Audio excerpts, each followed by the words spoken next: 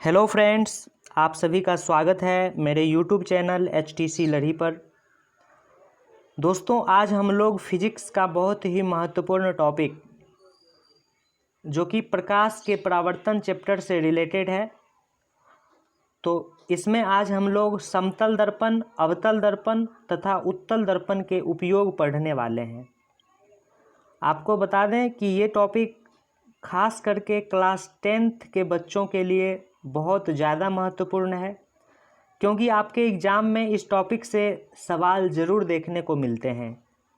तो यदि आप 10th क्लास की तैयारी कर रहे हैं तो आप इस वीडियो को अंत तक देखें, ताकि आप आज अपने इस डाउट को क्लियर कर सकें कि समतल दर्पण, अवतल दर्पण और उत्तल दर्पण में के क्या क्या उपयोग हैं, और यदि आपके एग्ज़ाम में इससे सवाल आए तो आप उसे आसानी से बना सकें। तो आइए सबसे पहले हम लोग समतल दर्पण के उपयोग को पढ़ते हैं। तो समतल दर्पण सबसे पहले होता क्या है? तो समतल दर्पण जो है कांच का एक टुकड़ा होता है। इसके एक सतह पर पारे का या फिर चांदी का लेप चढ़ा होता है, साथ ही साथ उस पर पेंट भी किया हुआ रहता है, जबकि दूसरा सतह परावर्तक सतह कहलाता है। तो इसी को हम लोग क्या बोलते हैं दोस्तों? समतल दर्पण। तो आज इसी समतल दर्पण का उपयोग जानते हैं। तो पहला उपयोग है ड्रेसिंग टेबल में। जो बड़े बड़े आदमी होते हैं उनके घरों में ड्रेसिंग टेबल होते हैं, और वो जो ड्रेसिंग टेबल होते हैं उसमें एक मिरर लगा होता है। वो मिरर आपका समतल दर्पण होता है। हम लोगों के घरों में भी एक आईना होता है, तो आईना में भी जो दर्पण होता है वह समतल दर्पण ही होता है। तो आपको याद रखना है, आईना में, जिसका प्रयोग हम लोग चेहरा देखने के लिए करते हैं। और सुबह में जब हम लोग कोचिंग जाते हैं या स्कूल जाते हैं या घर से बाहर कहीं जाने का प्लान बनाते हैं, तो अपने चेहरा को, अपने बालों को हम लोग सजाते हैं और संवारते हैं जिस दर्पण में देखकर। उस दर्पण में भी समतल दर्पण का उपयोग किया जाता है। दोस्तों, प्रकाश के पथों को मोड़ने में भी समतल दर्पण का उपयोग किया जाता है। बचपन में हम लोग क्या करते थे, एक दर्पण ले लेते थे और इधर से सूर्य का प्रकाश इस दर्पण पर आता था, और हम लोग दर्पण को हिलाते थे तो ये सूर्य का प्रकाश मुड़कर, अर्थात इस दर्पण से प्रकाश का परावर्तन होगा, वो परावर्तित होकर किसी दीवार पर प्रकाश पड़ता था।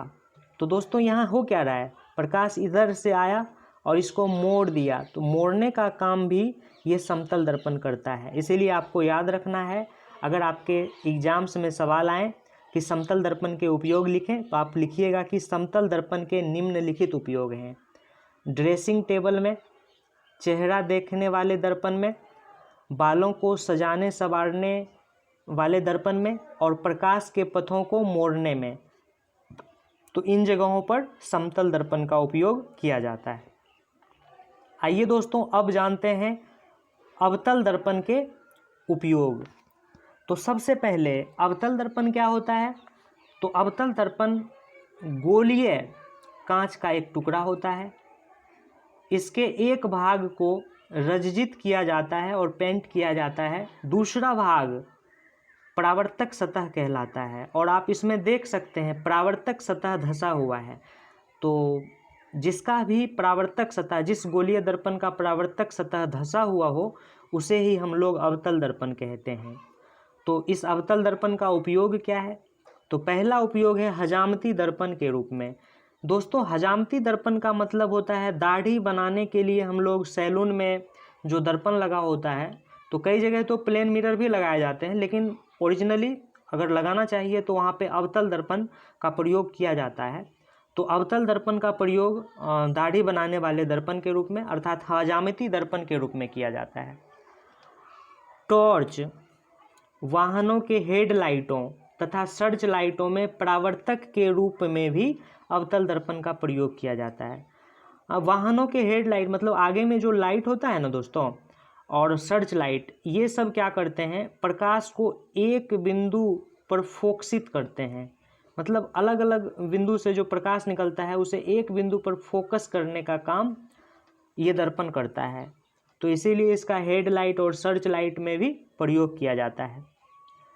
दोस्तों डॉक्टरों जो है डॉक्टर वो रोगियों के नाक हो गया, कान, गला, दांत, ये सब जो हमारे शरीर के अंग हैं इसकी जांच करने के लिए भी अवतल दर्पण का प्रयोग करते हैं। क्योंकि अभी तो आपको बताया ही कि अवतल दर्पण क्या करता है, प्रकाश को अलग अलग जगह से आने वाले प्रकाश को एक बिंदु पे मोड़ देता है। तो इसीलिए डॉक्टर्स को सुविधा होता है चीज़ों को, अगर मान लीजिए किसी के कान में कोई प्रॉब्लम है तो कान को जब डॉक्टर्स जांच करते हैं तो वहाँ पे अवतल दर्पण का प्रयोग करते हैं डॉक्टर लोग। और एक और उपयोग दोस्तों सौर भट्ठी हो गया और सौर कुकर, इसमें भी जो है अवतल दर्पण का प्रयोग किया जाता है। क्योंकि कॉन्सेप्ट एक ही है दोस्तों, प्रकाश ये अलग अलग जगह से आते हैं और उसे एक बिंदु पे मोड़ देता है ये दर्पण। सौर भट्ठी और सौर कुकर में जो दर्पण लगाए जाते हैं तो वो दर्पण अवतल दर्पण होता है। क्योंकि अवतल दर्पण क्या करता है, अलग अलग सोर्स से आने वाले प्रकाश को एक बिंदु पे मोड़ देता है। तो ये तो आपको समझा दिए। तो आपको लिखना कैसे है, अवतल दर्पण का निम्नलिखित उपयोग है हजामती दर्पण के रूप में, टॉर्च, वाहनों के हेडलाइटों तथा सर्च लाइटों में परावर्तक के रूप में।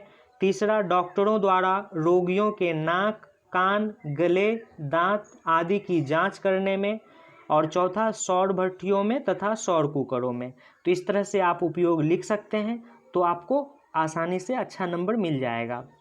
आइए अब हम बात करते हैं उत्तल दर्पण के उपयोग की। तो दोस्तों सबसे पहले आप जानते हैं कि उत्तल दर्पण क्या होता है। तो उत्तल दर्पण भी गोलीय दर्पण का वैसा पार्ट होता है, वैसा हिस्सा होता है जिसके एक सतह रंगे हुए होते हैं, रंजित किए हुए होते हैं, और दूसरा सतह परावर्तक सतह होता है। तो आप यहाँ देख सकते हैं परावर्तक सतह इसका उभरा हुआ है। तो जिसका परावर्तक सतह उभरा हुआ हो उसको उत्तल दर्पण कहते हैं। तो अब उत्तल दर्पण के क्या उपयोग हैं इसको भी जान लेते हैं।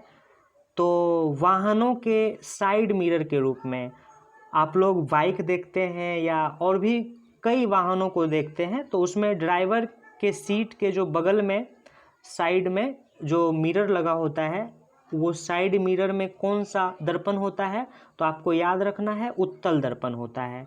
तो वाहनों के साइड मिरर में उत्तल दर्पण हो गया। दोस्तों गलियों में अथवा सड़कों पर जो प्रकाश लैंप लगे होते हैं, वो बड़े बड़े बल्ब लगे होते हैं, आप देखे होंगे मार्केट सब में बड़े बड़े बल्ब लगे होते हैं चौराहों पर।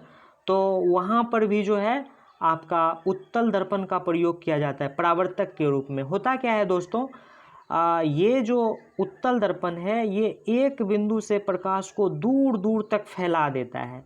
तो दूर दूर तक फैला देता है इसीलिए तो इसको डाइवर्जिंग लेंस भी डाइवर्जिंग मिरर भी बोलते हैं, डाइवर्ज करता है। इससे पहले आपको बताए थे अवतल दर्पण। तो अवतल दर्पण में क्या होता था, प्रकाश अलग अलग बिंदुओं से आके एक जगह पे मिल जाता था, तब ना डॉक्टर्स जो है कान, नाक, दांत इत्यादि के लिए अवतल दर्पण का प्रयोग किया। लेकिन उत्तल दर्पण क्या करता है, प्रकाश को फैला देता है, एक बिंदु से बहुत दूर तक फैला देता है। इसीलिए चौराहों पर जो है वो जो लैंप लगे होते हैं गलियों में, सड़कों पर प्रकाश लैंप, उसमें भी आपका उत्तल दर्पण का प्रयोग किया जाता है। और एक होता है सोडियम परावर्तक लैंप।